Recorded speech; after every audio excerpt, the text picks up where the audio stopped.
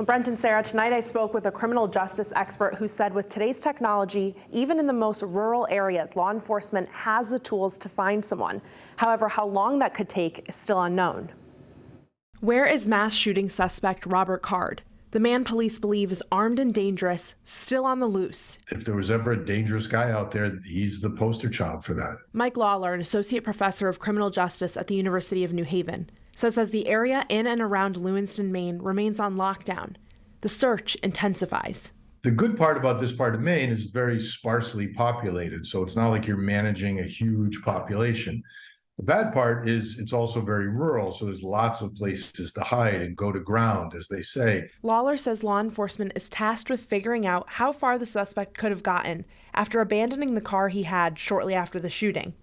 And while he may still be in the immediate area, nothing can be ruled out just yet. New York City police were been issued this guy's photograph just in case he shows up in the city. So I think there's every reason to think he could be anywhere in the Northeast. On the ground in Maine, local law enforcement has been joined by state and federal agencies to help with the search. I had a call from the deputy director of the FBI who told me that there are 80 FBI agents on site participating in the search for the killer.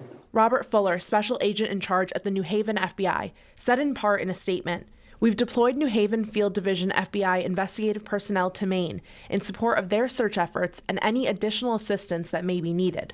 Lawler says there is a chance the suspect is already deceased. Yeah, I think it's somewhat likely that he's no longer alive. Typically in this situation, people are inclined to take their own lives. So we'll see.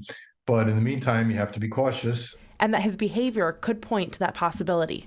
Apparently wasn't concerned about being identified because he wasn't hiding his identity in any way, nor was he wearing body armor or anything like that. I spoke to Connecticut State Police tonight as well, who says they're monitoring the situation and remain in close contact with law enforcement partners. And if asked, they are ready to assist in Maine. In the studio, Gabby Molina, Fox 61, Connecticut's news station.